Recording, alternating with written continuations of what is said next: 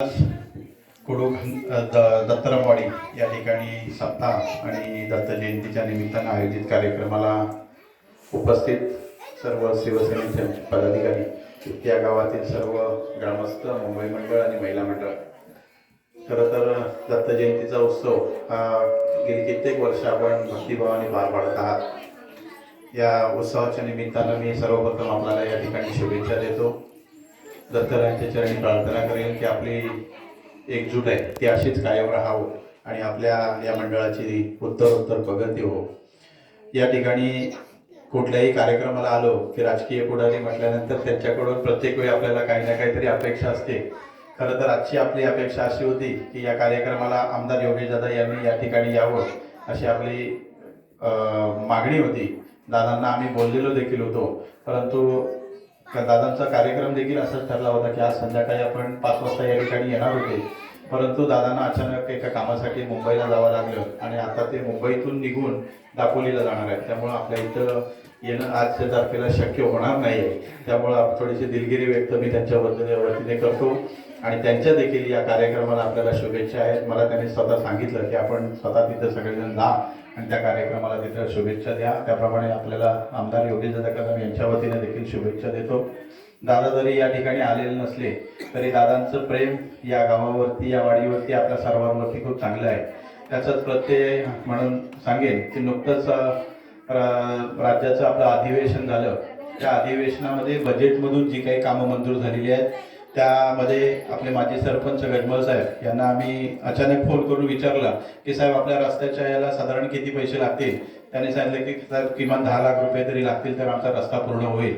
दादांना आम्ही सांगितल्यानंतर दादांनी कुठलीही कटछाट न करता आपल्या या रस्त्यासाठी शासनाच्या बजेटमधून 10 लाख रुपयाचा निधी मंजूर करून दिलेला आहे आणि त्याचं मोजमाप इंजिनियर येऊन स्वतः करून देखील गेलेले आहेत. एस्टिमेट तयार झालेले आहेत. लवकरात लवकर त्या कामांची टेंडर प्रक्रिया देखील लोकसभेची आचारसंहिता पूर्ण लागू होण्यापूर्वी पूर्ण होईल आणि लवकरात लवकर आपण ते काम देखील मार्गी लावू. तत्पूर्वी त्याच रस्त्याच्या कामासाठी 5 लाख रुपये आमदार महोदयांनी 25-15 योजनेअंतर्गत आपल्याला दिलेले आहेत. ते काम, त्या कामाचं टेंडर देखील झालेलं आहे आणि ही दोन्ही कामं निधी एकत्रित करून जे जे काम आपलं अपूर्ण राहिलं असेल, म्हणजे अगदी पहिलं सुरुवातीपासून ते गावापर्यंत पूर्ण रस्ता, मग त्याच्यात कुठे एखादी संरक्षण भिंत घ्यावी लागत असेल, जे काही काम करून घेता येत असेल ते काम आपण पूर्ण करू आणि आपल्या गावाला एक चांगला रस्ता कसा देता येईल यासाठी निश्चित प्रयत्न करू. हे झालं गावांतर्गत रस्त्याचं.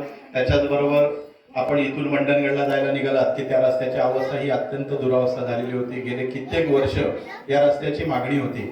तीच मागणी ओळखून आमदार योगेशदादा कदम यांनी या रस्त्यासाठी जवळजवळ 1 कोटीपेक्षा जास्त निधी उपलब्ध करून दिलेला आहे. त्याचं काम देखील सुरू झालेलं आहे. असं हे एवढं मोठं काम देऊन देखील त्या रस्त्याचं डांबरीकरण पूर्ण होईल की नाही शक्यता आहे. थोडंसं शिल्लक देखील राहू शकतो आणि मध्ये एक जंगमवाडीजवळ ब्रिज आहे, तो ब्रिज देखील मोडकळीस आलेला आहे. आपल्याला वरून ब्रिज चांगला दिसतोय, पण खाली उतरून बघितलं तर तो ब्रिज कधीही कोसळेल अशा अवस्थेमध्ये आहे. ही बाब आमदार महोदयांच्या लक्षात आणून दिल्यानंतर त्यांनी या बजेटमध्ये आज जसं आपलं हे 10 लाखाचं काम दिलंय तशाच पद्धतीने 70 लाख रुपये त्या ब्रिजसाठी देखील मंजूर केलेले आहेत आणि त्याचं देखील टेंडर लवकरात लवकर होईल आणि ही सगळी कामं जी मी आता आपल्याला सांगितली ती सगळी कामं या मार्च महिन्यापर्यंत चालू झालेली आपल्याला भेटतील, इतकं या ठिकाणी मी आपल्याला आश्वासन देतो. असंच प्रेम आमच्या म्हणजे आपल्या शिवसेनेवरती आहे, तसंच वृद्धिंगत व्हावं. आमदार योगेशदादा कदम यांच्या पाठीशी आपण सदैव सर्वांनी राहावं अशी आपल्याला या दत्त जयंतीच्या निमित्तानं मी विनंती करेन आणि पुन्हा एकदा त्या कार्यक्रमाच्या निमित्तानं शिवसेना पक्षाच्या वतीनं आपल्याला शुभेच्छा देतो आणि आपण या ठिकाणी आमचा सत्कार केला त्याबद्दल आपल्या सर्वांचे आभार मानतो आणि थांबतो. जय हिंद, जय महाराष्ट्र. धन्यवाद.